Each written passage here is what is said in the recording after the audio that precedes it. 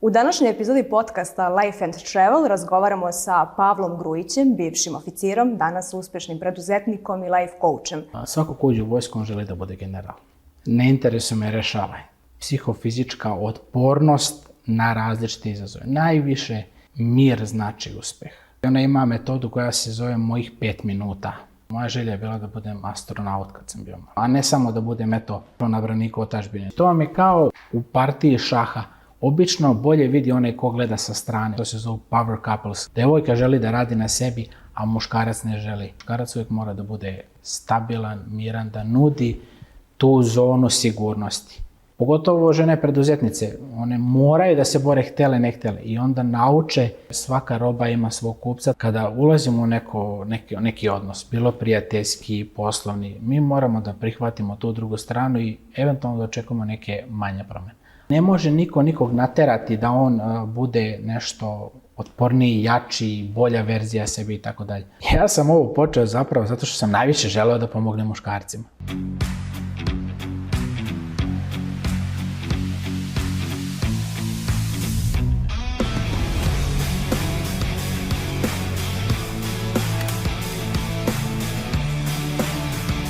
U današnjoj epizodi podcasta Life and Travel razgovaramo sa Pavlom Grujićem, bivšim oficirom, danas uspješnim preduzetnikom i life coachem. Govorit ćemo o njegovim lekcijama iz vojske, o putovanju koje je promenilo njegov životni put, o uspjehu iz muškog ugla i izazovima u partnerskim odnosima. Saznaćete šta zaista traže svesni muškarci, kako izgleda raditi sa klijentima i koje poruke Pavle prenosi širom regiona. Pavle, dobro nam došao i hvala ti što govoriš za naš podcast. Bolje vas našao, hvala što ste me pozvali. Evo odmah da vas pitam, to je s tebe da pitam, kako si? Jer verujem da je to pitanje koje ti često postavljaš drugim ljudima, a rijetko ko tebi. Pa baš tako, rijetko ko postavi coachu, odnosno mentoru. Ja više volim naziv mentor nego coach, ali dotaćemo se kasnije verovatno toga. Rijetko ko mene pita kako sam, ali šta je tu bitno naglasiti da i coachevi, odnosno mentori, i oni nekad umeju da nisu dobro. Tako, danas sam dobro, hvala na pitanju, ali... Dakle, postoji ta, ajde da kažemo, zabluda da ljudi koji se bave ličnim razvojem, da oni nemaju problema, odnosno izazova, a zapravo i oni proživljavaju različite situacije. Tako je, to je isto kao i za trenere. Svi misle da oni, ne znam, ako treniraju, da oni baš su redovni sa ishranom i oni nekad skliznu, da kažem, i jedu možda nešto što ne bi trebalo. Tako i mi, bez obzira što znamo alate i znamo šta treba da radimo, dešava se nekada prosto to ne ispoštujemo, trenutak slabosti ili nedostatak energije ili već neki drugi problem. Dobro. Kako izgleda tvoj život u uniformi i koje su to 3 ključne lekcije koje nosiš iz vojske? Pošto sam u samoj najavi rekla da si bio oficir, pa možeš li podeliti sa nama nešto više o tome? Život u uniformi, verujem svi koji slušaju, koji su sada u vojsci, zna da bude jako izazovan i komplikovan. Ima svojih, naravno, benefita mnoštvo, ali nije to lako. Međutim, da me naučio mnogo čemu jeste. Jedna od stvari koje ne verujem da bih na nekom drugom mjestu naučio je da svaki problem ima rešenje. To sam naučio od jednog od mojih prvih nadređenih koji je većinu zadataka meni koje je izdavao bili su onako prilično, kompleksni. Za mene tada mladog delovali su mi nemoguće. Međutim, on je imao jednu sjajnu rečenicu, možda i ne toliko sjajnu, ali na mene je delovala ne interesuje me, rešavaj. I onda ti kada si suočen sa tako nečim, shvatiš da svaki problem može da se reši koliko god on delovalo kompleksno. Tako da to me najviše naučila vojska i sada bukvalno da mi neko traži da izgradim kosmodrom, nikad nisam to radio, naučio bih. Disciplina, naravno, tu mislim da to ne treba dodatno objašnjavati. Sad nešto što se popularno zove danas rezilijentnost, odnosno neka, da kažem, psihofizička otpornost na različite izazove. Najviše psihička, ali i da kažem fizička, da nešto može da se trpi i da se funkcioniše. I apsolutno liderstvo, to moj, da kažem, prvi načelnik u ljudskim resursima od koga sam sve naučio, Petar Stevanović, ovom prilikom ga pozdravljam, od njega sam učio šta to znači biti lider i kad šta reći, kad popustiti, kada zategnuti i tako dalje. Kako zapravo voditi ljude. Jasno. Kako izgleda uspjeh iz vojne, poslovne i lične perspektive? Šta za tebe znači pobjeda? Pa, u vojsci je to bilo jedno vreme, svako ko uđe u vojsku on želi da bude general. Naravno, ne ostvari se to mnogima. Meni je to u jednom trenutku bilo, želeo sam i bio sam deo tih nekih specijalizovanih jedinica, da budem izviđač, da vodim ljude od neke specifične akcije, da budem na nekim specifičnim obukama sa njima. Onda, da kažem, kada čovjek izađe iz tog djela, počinje drugačije da tumači uspjeh. U preduzetništvu to je broj klijenata, sigurnost prihoda, manji rashodi i tako dalje. A već kad se sve to nekako sklopi u neki i lični život i neke lične doživljaje, meni sada lično posle, mogu da kažem, što šta proživljenog i mnogo toga sam prošao i lično i profesionalno, mir znači uspjeh. Dakle, kada se sve to sklopi da se osjeća, da čovjek osjeća neki mir, iako ima izazov, mir ne znači odsustvo izazova, ali mir sa tim izazovima, sa celokupnom situacijom. Jasno. Tada bih rekao da je uspješan. I da li postoji neka metoda koju si koristio u vojsci, a primjenjuješ je i dan danas? Postoji moja omiljena, to sam isto naučio od koleginice koja je zajedno sa mnom radila pod rukovodstvom tog kolege Petra. Ona je psiholog i ona ima metodu koja se zove mojih 5 minuta. To je njena metoda i kaže da je to pomoglo da prevaziđe mnoge izazove. A to znači odvojiti za sebe par minuta kada smo bez telefona, bez ikoga, bez ičega. Sad to može biti 5, 7, 10 minuta, nekome je to kafa, nekome je cigareta, šta god, ali odvojiti vreme kada smo potpuno sami sa svojim mislima. I to nam pomaže da budemo stabilniji, da preguramo sve izazove tokom dana. Ona je rekla da na taj način formira svoj mentalni kišobran. I meni se to jako svidjelo i od tada to primenjujem. A da li to je praktično bukvalno za sve nas? Da. Dakle, inače na tvom Instagram profilu i na ostalim društvenim mrežama zaista možemo vidjeti i čuti zanimljive savjete poput ovog. Tako da, šta je to što te je navelo da izađeš iz okvira vojske, pošto znamo da nekako danas svi negde streme ka tome da budu u okviru, ajde da kažemo, državne ustanove, da imaju državni posao. Pa šta je tebe navelo da ipak istupiš iz svega toga? Nekako, ja sam u vojsku ušao prvobitno, moja želja je bila da budem astronaut kad sam bio mali. Mislim, to nije bilo moguće kod nas. Nakon toga sam težio ka tome da budem pilot, tu se nekako stvari zakomplikovale, nije bilo ništa od toga i onda sam krenuo, ajde da kažem, putem tih nekih specijalizovanih jedinica, nekih posebnih zadataka i tako dalje. Međutim, sve vreme je falilo nešto, zanimalo me da nešto stvaram. Uglavnom, vojska se priprema za onaj najgori mogući ishod i to jeste njena namena. A ja sam imao potrebu da nešto stvaram i da neki drugačiji način doprinesem svijetu, a ne samo da budem, što bi se reklo, na braniku otadžbine, nego da menjam i svijet, a ne samo da, čekam ono najgori da budem spreman. Dakle, tvoj životni poziv kao mentora je bio jači od tog posla koji si tada radio? Pa da, nekako sam osjetio sam da želim više, osjetio sam poriv da trebam više i da u neku ruku imam i obavezu da dam više, eto. A koje putovanje je uticalo na to? Ja sam dosta dugo razmišljao o tim, da kažem, preduzetničkim vodama. Imao sam i nekih masu neuspjelih preduzetničkih poduhvata.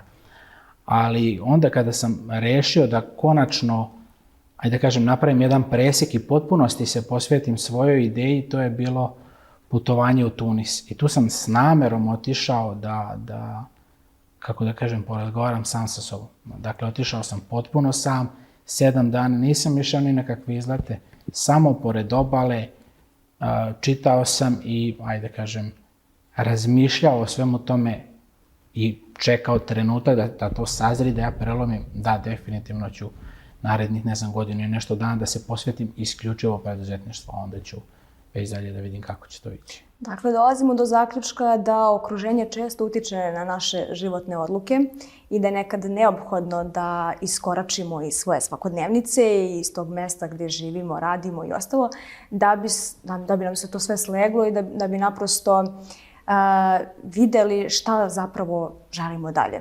To si upravo ti učinio. Tako je. Ja sam baš htio da se sklonim negde gdje mi je prijatno, gdje mi ništa neće smetati, ali da budem sklonjen od svih uticaja, tako da nema tu nekih poznatih likova, da sam ja tu potpuno sam izdvojen, gdje mi je prijatno, ne razmišljam o nekim drugim stvarima, potpuno si da budem posvećen tome i da vidim šta zapravo ja želim od sebe, od života. A šta mi da učinimo koji recimo u tom trenutku ne možemo, možda da otputujemo, a želimo na neki način da sledimo svoje snove, a pod pritiskom smo okruženja. Kako da ne potpadnemo pod taj pritisak? To je jako izazovno. Čak i kada je čovjek već krenuo na taj put, i dalje će biti tih pritisaka i izazova, to je neminovno. E sad, kako to uraditi najbolje je svako da nađe za sebe neki model. Recimo, nekome odgovaraju šetnje po prirodi, nekome odgovara da se posveti nekom novom hobiju. Samo se treba izvući. To vam je kao u partiji šaha. Obično bolje vidi onaj ko gleda sa strane. Onaj ko je u situaciji igra, on ne vidi potez, iako je on verovatno očigledan. Pokušati da se izvučeš što više iz te situacije i smanjiti koliko je god moguće negativne utjecaje. Dakle, birati svoje okruženje, birati ljude sa kojima si, pa i po cijenu odbacivanje ljudi koji su ti možda dugo u životu i čak eventualno familije ili tako nešto. Jasno, ako zaista hoćeš nešto. Ali ono što je interesantno, recimo, mi često kada smo nesigurni i želimo da donesemo odluku, mi se obratimo ljudima iz bližeg okruženja. Međutim, često ti ljudi nisu dovoljno kompetentni da nam daju savjet. Pa koji je tvoj savjet ljudima? Kome zapravo da se obrate? Kada, žele nešto da promene? Jer obično, kao što rekoh, ti ljudi iz našeg bližeg okruženja ne mogu da razumeju našu viziju. Ne mogu, zato, mislim, mi kada hoćemo nešto da promenimo, mi planiramo da izađemo iz te zone ili da obično hoćemo na bolje se promeniti. Tako je. To okruženje, ako ono ne razmišlja na taj način, nikada neće podržavati tu ideju. Međutim, verujem da kada mi odlučimo da krenemo na neki put, pojave se ljudi koji nam tu mogu pomoći ili dati nam neke ideje. Idealno bi bilo, svako bi u životu trebao da ima neku vrstu mentora. Dobro. Dakle, mentora za život, kao što kažu life coach, ali kažem, ne volim taj termin. A hajde da objasnimo razliku između ta dva pojma. Dakle, osnovna razlika između life coacha i mentora je, rekao bih, u iskustvu. A za mene je iskustvo jedna od najbitnijih referenci u životu. Life coach ima alate i može da vam pomogne da vas vodi kroz proces, ali nije nužno da ima iskustvo vezano za konkretnu situaciju. Dok s druge strane, mentor ima iskustvo vezano za konkretnu situaciju. Sad, dobra stvar tu kod mentora je što on može da provede, jer razume ceo proces i razume dublje situaciju od life coacha. S jedne strane, to je ograničavajuće jer ne može u svim situacijama da pomogne. Dakle, mentor može da pomogne samo tamo gdje on ima lično iskustvo. I ja mislim i verujem da je lično, da bi zaista nešto radio u životu kvalitetno, moraš da posjeduješ lično iskustvo. I zato ja insistiram na tome da sam mentor i da se bavim konkretnim stvarima i konkretnim temama. Dakle, nisam life coach koji može da radi, da kažem, sve i svašta. Kako izgleda uspešan muškarac iz tvoje perspektive? Uspešan muškarac? Pošto ti to jesi. Pa, kao što sam rekao, mir je glavni. Dakle,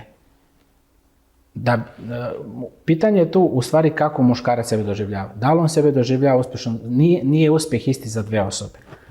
Ali s moje tačke gledišta i na osnovu do sada svega proživljenog, rekao bih da je mir sa sobom i svojom okolinom. To znači da si, možda i ako nisi negdje stigao, recimo u poslovnom smislu, da znaš da ideš tamo i da ti uživaš u tom procesu.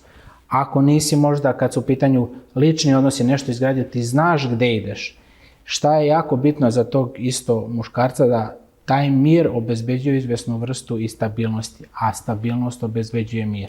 Dakle, za mene Uspešan muškarac je onaj koji ima mir u sebi i prenosi mir drugima, a u isto vrijeme nudi veliku dozu stabilnosti za sebe i za druge. A da li uspjeh produbljuje ili komplikuje partnerske odnose? Mislim i jedno i drugo. U kom smislu? Kako mi postajemo uspešniji, nebitno da li je to muško ili žensko, i radimo na sebi, tako se smanjuje broj ljudi sa kojima mi možemo da ostvarimo dublju konekciju. Iz prostog razloga kako mi radimo na sebi, mi zahtevamo donekle nešto slično nama da bi mogli da se poklopimo. Ako to nije, neće to funkcionisati, bar ja tako mislim, na duže staze. S jedne strane, opet, oni koji rade na sebi, ako se desi da se nađu dvije strane koje apsolutno žele da rade na sebi, uspeh može pomoći i, da kažem, olakšati mnoge stvari, pogotovo kada su u pitanju, da kažem, mladi parovi koji žive u vremenu svi smo svjesni kako je danas prilično izazovno. I ranija su bila, ali rekao bih da je danas, uzimajući u obzir i tehnologije, sve prilično izazovno na više frontova. Ono što me često žene pitaju jeste kakve žene privlače uspješne muškarce? Šta traže uspješni muškarci kada su žene u pitanju? Pa, opet ću se jer dosta je tu nekih, da kažemo, i predrasuda. Da žene kažu, uspješni muškarci ne mogu da imaju pored sebe podjednako uspješnu ženu, jednostavno dolaze do tog nekog rivaliteta. Da li je to tačno ili ne? Pa, ja znam i istraživao sam to, znam dosta, ajde da kažem, to se zove power couples, gdje su oboje uspješni i to apsolutno nije problem. Ja verujem da je i za jednu i za drugu stranu, ne samo za muškarca, bitno da ta osoba ponovo donosi taj mir. Iz kog razloga? Preduzetništvo je prilično kompleksna stvar. Tu mora čovjek da uloži 200% svojih napora i veliku želju i dosta odricanja. I ako ima izazove i na drugoj strani, ovdje će de facto biti izazov u preduzetništvu. Ako ima izazove i na drugoj strani, to teško može da, prosto neće imati dovoljno mentalne energije i snage da se izbori sa tim. S druge strane, ako ta partner, ako nudi neku vrstu mira i sigurnosti, to onda može da funkcioniše. I verujem da je to tako za obe strane. Za mušku sam skoro pa siguran da jeste. Ali recimo ako imamo baš izuzetno uspješnog muškarca, naspram njega je žena koja baš i nije toliko zainteresovana da radi na sebi. Da li tu dolazi do nekih trzavica jer dolazi do neke neravnoteže? Pa dolazi, Kako su očekivanja od tog muškarca? Ja sam to viđao u nekom radu sa klijentima, ima to, ali mnogo je gora situacija kada je obrnuto, kada žena, odnosno devojka želi da radi na sebi, a muškarac ne želi. To je prilično kompleksno i to sada teško održivo. S druge strane, muškarac u izvjesnom smislu i može tolerisati tu žensku nezainteresovanost za neki rad i lični razvoj, ako, ajde da kažem, pokriva neke njegove osnovne zahteve ili zadovolja neka njegova osnovna mjerila. Naravno, ako tu postoji i velika emocionalna povezanost, onda to postaje i relevantno. Jasno. Kako balansiraš mušku snagu i ranjivost? Jer čini se negdje da danas muškarci se pogube u svemu tome kada žele da budu stabilni, a onda se plaše da pokažu tu svoju nežnu prirodu, misleći da će ostaviti suprotan efekat kod žena. Pa koji je tvoj recept za to? Šta ti radiš u tim trenucima? Mislim da muškarac uvek, ne mislim, nego verujem i čvrsto sam siguran da muškarac uvek mora da bude stabilan, miran, da nudi tu zonu sigurnosti. I kroz tu sigurnost i snagu da pokaže nežnost i zaštitu. Recimo, vidjeli ste, na primjer, kada gledamo životinje, pa sad lavovi prilično su grubi, ali s druge strane on štiti svoju porodicu i pokazuje veliku nežnost. I to se i viđa i kod različitih vrsta životinja. Vide se ta neka, ajde da kažem, druženja, maženja. Dakle, nije muškarac ranjiv ako to pokaže, ali mora iznad svega da nudi tu stabilnost, zaštitu. Muškarac mora da bude vitez koji je sposoban da zaštiti, dakle da lepša polovina bude sigurna da on može to da uradi, a ako pokaže nežnost, to nikada neće biti problem. S druge strane, ako nema tu zaštitu, a ide ka toj nežnosti, onda to malo komplikuje stvari. Dakle, balans je ključ u svemu tome, ali ne smije da izostaje ni jedno ni drugo. Ne, nikako. A postoji li neka zabluda koju muškarci imaju najčešće o ženama i obrnuto? Zabluda koju znam, ja sam sigurno imao da su žene generalno slabe i da neke teške stvari ne mogu da rade. Naprimjer, ja sam to video, porušio sam tu zabludu tokom svojih studija gdje sam imao koleginice koje su sa mnom bile na Vojnoj akademiji. I ja sam od početka bio prilično onako, sad me sramota da kažem, tupav po tom pitanju, jer sam mislio, ma šta žene, one ovdje, kako one i tako dalje. Međutim, kada smo bili na nekim, sjećam se, bili smo na jednom komplikovanom maršu 40 i nešto kilometara, ja sam mislio da on neće izdržati. Međutim, čak i ona za koju sam mislio da će prva odustati, koja je delovala najslabije, izdržala su. Najkompleksnije stvari, čak i prolazak pored kroz neka specifična mjesta, zmije, velike temperature, sve su to izdržale. Šta više, za ovu jednu koleginicu se sjećam da je značajno bila bolja od mene u gađanju pištoljem. A na primjer mi mislimo, eto, to je muško. Apsolutno nije tačno. Dakle, žene itekako imaju veliku snagu i fizičku snagu.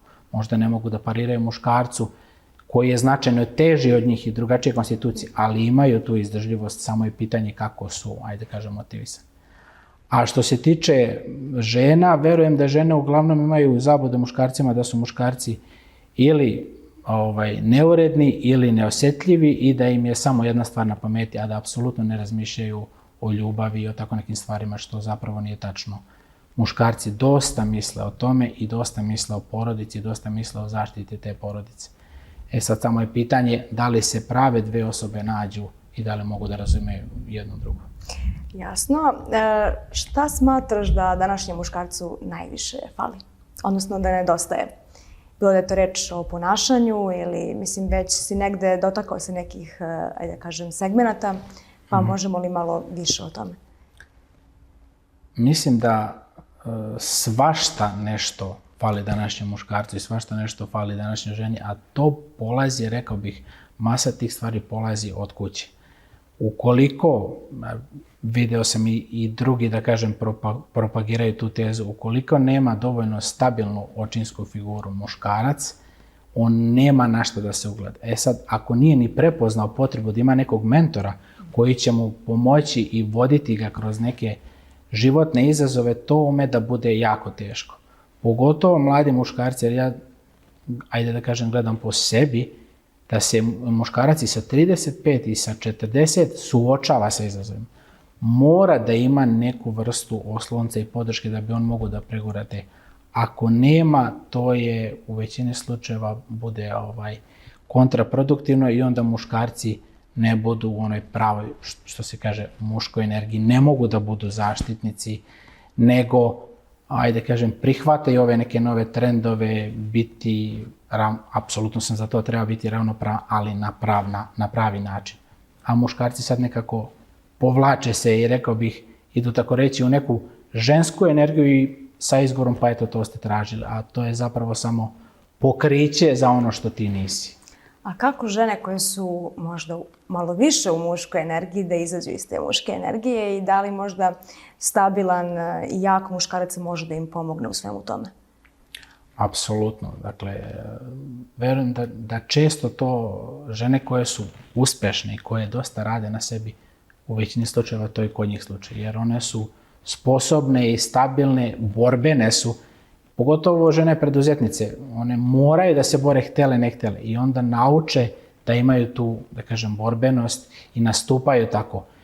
Sada, šta je bitno kod tih žena? Naravno da njima treba muškarac koji je isto tako borben, ako ne i više, da bi im pomogao u tom procesu. Ali dešava se, ja verujem, u više slučajeva da se žene opiru tome. Da kada prepoznaju nešto, da one automatski čim krenu da se vraćaju u tu njihovu žensku energiju, one misle da su tu možda slabije, da gube nešto. Da gube sebe. Da gube sebe. A zapravo to nije tako.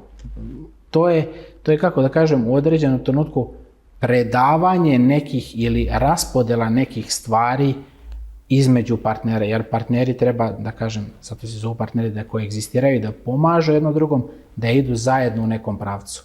E sada, ja ću tu preuzeti jedan, da kažem, uslovno rečeno muški deo, žena će preuzeti tu jedan ženski deo i onda će se to kompenzovati. Svako treba da preuzme ono što osjeća da je prirodno za njega. I apsolutno ne težim nikakvim stereotipima. Samo ono što osjećaš da je prirodno za tebe, ti preuzmi taj deo, daj deo koji osjećaš da nije prirodan za tebe i druga strana isto tako. Ali šta ćemo s onim muškarcima koji su po prirodi, ajde da kažemo beta muškarci, ako tako mogu da ih nazovem, odnosno pasivniji, nisu osobe od inicijative. Da li oni mogu da se menjaju ili jednostavno šta sa njima? Ja verujem da svako može da se menja. Samo je pitanje da li želi. Evo, jedan od najplastičnijih primjera, imate recimo dve vrste pušača. Jedni hoće da prestanu, samo im je teško i bore se sa tim, a ima onih koji zaista ne žele. Dakle, tu nema pomoći. E sad, kao što se kaže, svaka roba ima svog kupca, tako i u ovom slučaju. Postoje žene možda koje ne trpe dominantni muškarci, koje ne žele možda da izađu iz te svoje dominantne uloge, pa njima odgovara takav partner. I verujem i to da može da koegzistira, što se mene lično tiče, nije najidealnije rešenje. Ali ako koegzistira, ako to funkcioniše bez nekih velikih trzavica i izazova, ako su oni tu našli neku njihovu idealu, da tako kažem, to je potpuno u redu. Da li postoje žene koje naprosto su imale takav model, da kažem, ponašanja u svojoj porodici, gde su mame bile dominantnije od očeva i one su to nekako spontano poprimile i onda se dešava situacija da nesvesno privlače pasivne muškarce, ali opet znamo da u prirodi je da je muškarac vođa, a te žene pokušavaju od tih pasivnih muškaraca da naprave muškarca od inicijative i onda kreću sa tom nekom, ajde da kažemo, agresijom i često ne izađe na dobro.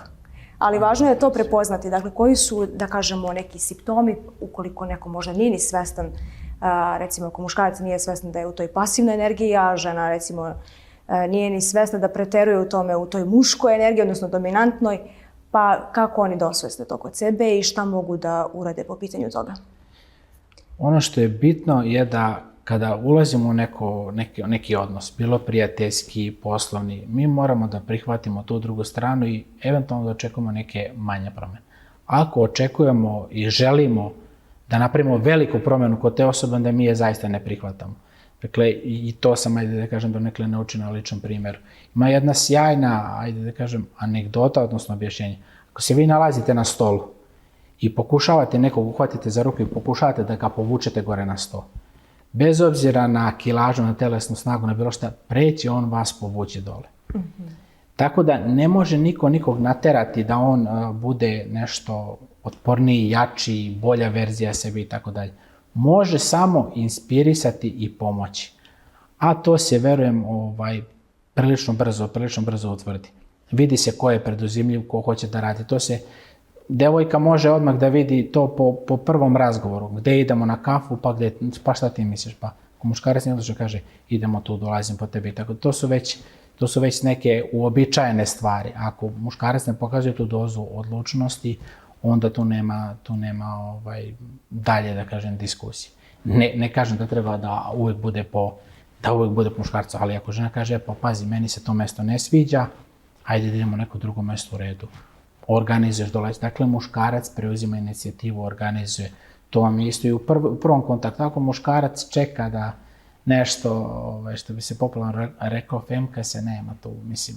Osim ako vi ne tražite to. Ako tražite nešto drugo, onda to... Dobro, danas uočili smo da su vremena drugačije odnosno na pre, ali čini mi se da su rezultati poražavajući odnosno na ona možda vremena gde su postojale te, ajde da kažemo, podele između uloga muškarca i žene. Pa šta ti misliš, da li je bilo pre bolje ili gore ili svako vreme nosi svoje breme? Pa baš mislim da je tako. Svako vreme nosi svoje breme. Mislim da, ne znam, ovo je, rekao bih možda i nepopularno, ranije su žene neopravdano, sigurno mnogo više trpele, prosto zato što su bile primorane. Dobra je stvar da žena ima potpuno svoju slobodu i potpuno izbor i da bira da bude negdje, a ne da bude primorana. Jer to je potpuno, kada ste vi sa nekim zato što morate, a kada želite zaista to, onda je to potpuno druga dimenzija. Sad, ta vremena porodice su bile stabilnije iz tih nekih razloga i ranije je bilo sramota i tako dalje. Sada, mislim, otišli smo u drugu krajnost. Sada ništa nije sramota i idemo i niko ne teži ništa da popravlja. Sad, treba se tu naći neka sredina, ako nešto zaista ne može da se popravi, ok, odbaciti, ali ne treba tek tako odbacivati stvari. Rekao bih da treba malo raditi, pokušati da se poprave nešto. Ko dolazi češće kod tebe po pomoć, žene ili muškarci? Ja sam ovo počeo zapravo zato što sam najviše želeo da pomognem muškarcima. Znajući koje sam ja izazove prolazio i da mi je tada trebao neki savjet, neki kurs, neko vođenje, mentorstvo. Međutim, rekao bih da se muškarci, bar ovde kod nas, plaše i možda i čak stide da traže pomoć. Dok žene zapravo hoće da kažu, hoće da traže pomoć i tako dalje. Međutim, ako muškarac prihvati i uđe u tu priču, on je ozbiljniji, rekao bih, i bolje, bar je tako moje iskustvo do sad, bolje prati neke stvari, hoće. Ako se zaista poveže sa mentorom, ja imam takvih klijenata, ali žene opet nekako do sada je tako iskustvo bilo, vole da vuku na svoju stranu, nekad baš i neće da poslušaju. Treba mnogo više vremena i mnogo više činjenica izložiti da bi se predstavilo neko rešenje nego što muškarcu. Muškarac kada uđe jednom u tu priču, on sluša prilično, odnosno hoće da se sluša. Saradljiviji su. Saradljivi su, da. Dobro. A šta ti je najizazovnije u radu sa ljudima, a šta ti najlepše? Sam rad s ljudima je izazovan, a ujedno je i najlepši. Donekle mislim da eto, i ja kao mentor verujem da treba da radim na tome, to je moj problem, verovatno i moj izazov koji ja treba da rešim, da ja verujem da u potpunosti treba da pomognem klijentu. Tako reći, možda nekada i nesvesno preuzimam deo bremena. Međutim, klijent mora da preuzme na sebe veliki deo bremena, odnosno tereta, a ja sam tu da pomognem. Sada ja iz nekad prevelike želje i potencijala koje vidim u osobi, možda se nekada i previše ulažem, ali prosto volim to što radim, pa onda to tako možda silom prilika i bude. Dobro. A koji su to najčešći problemi koji se provlače kada ljudi dođu kod tebe?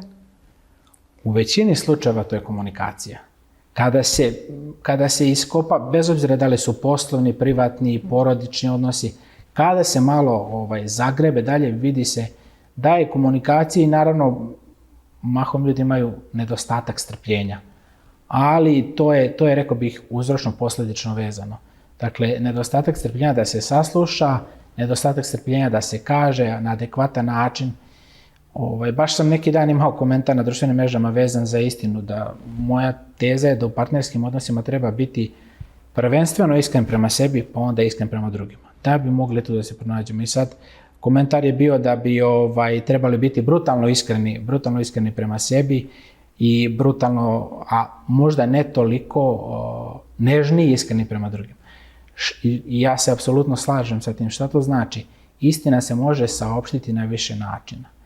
Dakle, ako zaista cenimo tu osobu i stalo nam je do nje, ne moramo baš na najsuroviji mogući način to da joj kažemo, a ljudi, rekao bih, nekada ili ne kažu ono što treba, ne kažu istinu, pa zaobiđuje previše, obrade, ili kažu suviše surovo, pa to izazove problem. Dobro, dakle, komunikacija je jako važna. Možeš li podeliti sa nama možda neki trik kako da naučimo da na adekvatan način saopštimo ljudima šta nam smeta? Postoji nešto sjajno što se zove asertivna komunikacija, to je već prilično poznato i ljudi se Ali koliko god da se priča o tome, čini mi se da ljudi kad treba da primene, oni to negde zaborave. To je onaj moment kad kažemo, ja znam, ali ne primenjujem. Pa nije zgorek da ponovimo. Šta je tu suština? Ne treba tu, ni mnogo filozofirati oko toga. Samo treba da razmislite da li bi meni odgovaralo da čujem ovo što ću sada reći. I ako imate neki problem sa nekom osobom, ne treba da saopštavate to na način da napadate tu osobu. Jer ta osoba automatski ulazi u gard, kreće da se brani i tu onda kreće rasprava, kreće borba za dominaciju i tako dalje. Ono sve što treba da saopštite osobi, ako imate neki problem sa partnerom, roditeljem, prijateljem, treba da saopštite kako se vi osjećate povodom te situacije. Recimo, imate prijateljicu koja vam redovno kasni, dogovarate se da popijete kafu, ona redovno kasni. Ne treba da kažete mene nervira što ti kasniš, što nije u redu i tako dalje, nego ja se osjećam povređeno, zapostavljeno, nepoštovano i tako dalje zbog toga i zbog toga. I obrazložite to na najkulturniji mogući način. Sad, postoje osobe koje ni to nekad neće razumeti, ali trebalo bi pokušati ponoviti 2-3 puta. Ima tu neka tehnika isto pokvarene ploče koja može prosto ponavljati jednu te istu stvar i to u većini slučajeva funkcioniše. Dok ne pređe u naviku. Pa da, sad, ne može kod svih delovati, postoje ljudi sa kojima se naravno ne može naći zajednički jezik, ali to vam je onda signal za nešto drugo. Jasno, upravo si. Kako izgleda mentorstvo kod tebe? Objasnili smo koja je razlika između mentora i life coacha, međutim objasni mi kako izgleda rad sa tobom, šta ljudi mogu očekivati, pripremaš svašta nešto interesantno uskoro, pa možeš li podeliti sa nama? Mentorstvo kod mene je, rekao bih, glavna razlika možda u odnosu na ostale programe što ja ne prihvatam da radim sa svima. Ne zato što mogu da biram, ne zato što odbijam neke, nego zato što znam gde mogu, a gde ne mogu da pomogu. Dakle, gde nisam de facto siguran da zaista mogu da napravim neki iskorak, ja ne prihvatim to, kažem, nije to moja oblast zanimanja, mogu da preporučim, mogu da pomognem možda delimično u nečemu, ali kažem ne mogu u tome da pomognem. Da bi znao o čemu se radi, pre toga se organizuje 1 ili 2 sesije u kojima, ajde da kažem, pričamo, imam neki set pitanja na osnovu kojih ja posle utvrdim koje su oblasti potencijalne za razvoj. I u većini slučajeva se utvrde 2 ili 3 oblasti za razvoj, pošto prosto ne može više da se razvija paralelno. Idealno bi bilo jedno, ali niko nema jedno. Uvijek se pojavi više, pa onda izaberemo 2 ili 3 najkritičnije i krećemo da radimo s njima. Dogovorimo zajednički, napravim nacrt predloga i plana koji ja saopštim klijentu, ok, radit ćemo to i to, tim redosledom, bavit ćemo se te i te teme će imati i na kraju ćemo imati, da kažem, neki siže svega toga i dobit će, da kažem, neku malu skripticu svega toga što smo mi prošli da bi imao da se podsjeti, da se bavi time, da nastavi dalje da se razvija. Nakon toga, ukoliko klijent želi dalje da se razvija, onda gledamo koji su dalje izazovi, ukoliko ima potrebe za tim. Kada se osvrneš na tvoje klijente, postoji li neki specifičan primjer koji posebno pamtiš? Pa, svi su, to je sad možda izmešnojuće, ali svi su specifični. Na primjer, možda jedna osoba koja malo ima problema u borbi sa anksioznošću, gdje ja sam prepoznao da ne mogu da pomognem i naravno uputio na da kažem, i doktore i tako. Dakle, ono što je bitno da mentor i life coach prepozna gde su granice njegovih mogućnosti i šta on može, a šta ne može. Dakle, ne treba se igrati sa ljudima, nego maksimalno se posvetiti njima i zamisliti prosto šta da je ta osoba neko meni bitan, kako bi se osjećao da neko pokušava da ga, ne daj Bože, izmanipuliše ili iskoristi. Gde te publika može vidjeti u Srbiji i regionu, šta možemo očekivati, pošto znam da su na pomolu radionice zanimljive, pa kaži nam nešto više o tome. Pa evo, u narednom periodu, sad u septembru, se pripremaju neke 3 radionice. Ja sam to, uslovno rečeno, nazvao masterclass, jer to nije ni konferencija, ni radionica. Konferenciju zamišljam tako da ljudi slušaju, a ja bih želeo da na ovim, da kažem, možda i radionicama učestvuju i da zaista izađu sa nekim konkretnim znanjima i alatima. To je planirano za svakoj nedelji septembra, to jest posljednje 3 nedelje septembra će biti Podgorica, Zagreb i Beograd. To će biti nedelje, tako da će ljudi moći lagano da dođu. Bavit ćemo se nekih 5 sati partnerskim odnosima i komunikacijom i ne samo partnerskim odnosima, dotaći ćemo se generalno odnosa, ali suština će biti partnerski odnosi gdje će se naslanjati, da kažem, i deo sa poslovnih odnosa, porodičnih odnosa i tako dalje. I cilj je da ljudi sa tih radionica izađu sa zaista nekim konkretnim znanjima i alatima, ne samo da budu inspirisani, a možda i upoznaju nekog tamo. A da li je to tvoja misija zapravo? Koja je tvoja misija? Mislim, negde možemo naslutiti, ali voljela bih da ti nam to definišeš. Moja se misija menja, rekao bih, s vremenom i dalje je da pomažem ljudima, ali sad kako ceo proces, kako ceo projekat raste, u početku mi je bila ideja, tražio sam, kažem, od Boga pomoć i volju i snagu da pomogne makar 100 ljudi da promene svoj život. Sada već se gledam malo veće cifre i voleo bih da na nekom globalnom nivou utičem na ljude da prosto žive srećnije i zadovoljnije i mirnije život. Ako promenim za svog životnog veka nekih 1.000.000 života, ja sam zadovoljan. Dobro, ali moramo se osvrnuti na to da ti radiš 2 posla i kao mentor i kao preduzetnik. Treba to sve napraviti jedan balans i ne smije se ispustiti ni privatan život, tako da ti to uspešno radiš i želim ti zaista tako nastaviš i da ostvariš sve što si zamislio. I ovim putem želim da ti zahvalim što si bio naš gost. Tvoje reči su poziv muškarcima da žive svoju autentičnost, a ženama da spoznaju, to jest vide snagu i nežnost na pravi način. Dragi naši gledaoci i slušaoci, ukoliko ste osjetili da je pravo vreme za vašu ličnu transformaciju, onda je danas možda trenutak za to. Pratite nas, delite epizodu i ne zaboravite, život je putovanje, a najvažnije destinacije su u nama.